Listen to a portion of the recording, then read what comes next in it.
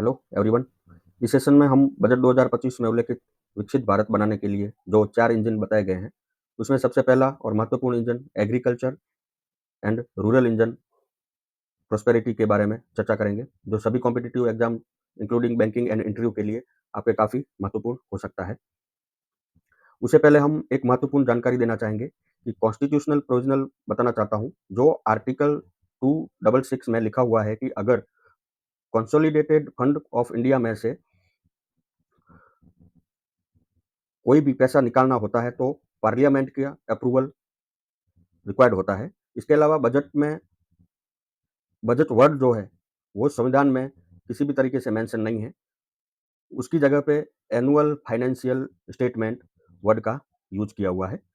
इसके अलावा आर्टिकल 112 से लेके 117 तक बजट को समझना, गवर्नमेंट क्या प्लानिंग करती है, कि सरकार सिटीजन्स के उन पैसों का क्या करेगी जो उनको डायरेक्ट और इनडायरेक्ट टैक्स के रूप में मिलती है। बजट को तैयार करने के लिए डिपार्टमेंट ऑफ इकोनॉमिक्स अफेयर्स, जो फाइनेंस मिनिस्ट्री के अंदर बजट डिवीजन में आता है। यहाँ पर और जानने लायक चीज़ है कि सबसे ज़्यादा बजट किसके द्वारा पेश किया गया है। तो इसमें मोरारजी आर देसाई, उन्होंने सबसे ज़्यादा 10 बार बजट पेश किया है। पी चिदम्बरम ने 9 बार बजट पेश किया है और निर्मला सीतारमण ने 8 बार बजट पेश किया है।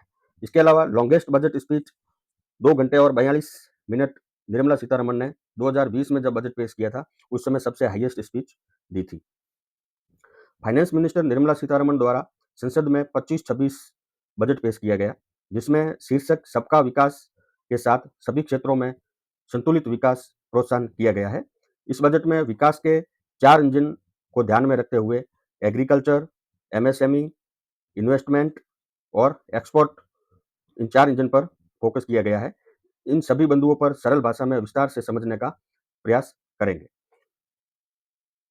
विकसित भारत का सपना पूरा करने के लिए विकास में तेजी, accelerate growth, secure inclusive development, सुरक्षित समावेशी विकास, enhance spending power of India and rising middle class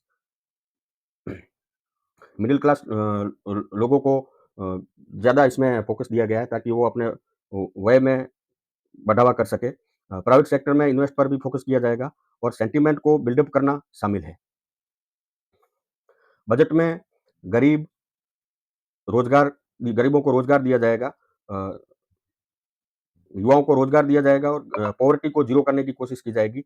अन्नदाता एग्रीकल्चर को ज़्यादा फोकस किया गया है और नारी शक्ति को जो इंडियन इकोनॉमी में कंट्रीब्यूट कर सके, उस पर ध्यान केंद्रित किया गया है। सबसे पहले agriculture growth and building rural prosperity पे सरकार क्या करने वाली है, यहाँ पर कई सारी योजनाओं के बारे में बताया गया है। सबसे पहले प्राइम मिनिस्टर धन धान्य कृषि योजना, इस योजना के अंतर्गत देश के अंदर लगभग 100 ऐसे डिस्ट्रिक्ट चुने जाएंगे, जिससे इस योजना से करीब 1.7 करोड़ फार्मर्स को फायदा मिलने वाला है। इसके साथ ही दूसरी योजना मिशन फॉर कॉटन प्रोडक्टिविटी पे ध्यान दिया जाएगा, जिससे इसकी 5 ईयर का मिशन एक फैसिलिटेट किया जाएगा, जिसमें कॉटन प्रोडक्टिविटी के इम्प्रूवमेंट के लिए बढ़ाई जाएगी। कॉटन में एक तरह से उत्पादन में बढ़ावा किया जाएगा, सस्टेनेबिलिटी ऑफ कॉटन फार्मिंग किया जाएगा। इसके अलावा बिहार में मखाना बोर्ड का गठन किया जाएगा, जो काफ़ी पौष्टिक होता है। मखाना एक ऐसी वस्तु है जो काफ़ी पौष्टिक होती है। मखानों को बढ़ाने के लिए बिहार में प्रोडक्शन प्रोसेसिंग को इम्प्रूव किया जाएगा। इसके अलावा हाई यील्डिंग सीड पर भी फोकस किया जा रहा है, उसको ज़्यादा प्रमोट करेगी, जिससे किसानों को उत्पादन ज़्यादा से ज़्यादा हो सके।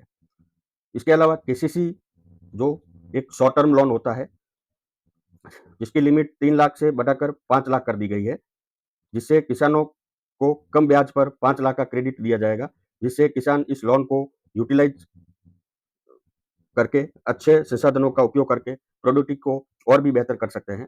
आपको बता दें कि केसीसी पर 7% इंटरेस्ट लगता है, जिससे 3% इंटरेस्ट सबवेंशन मिलता है, जिससे किसानों को ब्याज के रूप में 4% ही लेते हैं। इससे फिशरमैन, डेयरी फार्मर सभी शामिल हैं।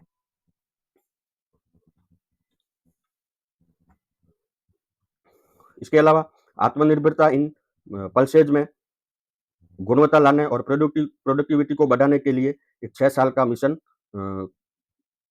चलाया जाएगा, जिसमें तुअर दाल है, उड़द दाल, मसूर दाल, ताकि हम आत्मनिर्भर बन सकें, हमें बाहर से पल्सेस नहीं मँगवानी पड़े। इसके लिए ये 6 साल का एक मिशन चलाया जाएगा।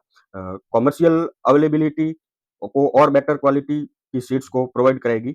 प्रोटीन कंटेंट को एनहांस किया जाएगा, प्रोडक्टिविटी को इंक्रीज़ किया जाएगा, पोस्ट हार्वेस्ट जो फसल कटाई के बाद में जो स्टोरेज और मैनेजमेंट को और ज़्यादा बढ़ाया जाएगा। In India post and catalysed for the rural economy. India post डाक विभाग इम्पोर्टेंट रोल प्ले करने वाले रूरल डेवलपमेंट के लिए, जैसे कि रूरल कम्युनिटी हब को लोकेशन क्रिएट करना, institutional account services, DBT direct benefit transfer, cash out and EMI pickup किया जाएगा। Credit service to micro enterprises, छोटे उद्योग होते हैं उसको क्रेडिट और लोन प्रोवाइड किया जाएगा। इंश्योरेंस, लोगों तक इंश्योरेंस को ज़्यादा से ज़्यादा कवर किया जाएगा। असिस्ट डिजिटल सर्विस को असिस्ट किया जाएगा। तो दोस्तों, इन सबको इंडिया पोस्ट के ज़रिए और ज़्यादा कैटेलाइज़्ड किया जाएगा, रूरल इकोनॉमी को और ज़्यादा मजबूती देने के लिए। इसी के साथ ही आज का topic agriculture and rural prosperity complete होता है। आशा करता हूँ अच्छे से समझ आया होगा। Next engine number 2 MSME and make in India के बारे में जानने के लिए हमारे चैनल को सब्सक्राइब ज़रूर करें, ताकि आपके पास नोटिफ़िकेशन मिल सके। धन्यवाद। Thank you.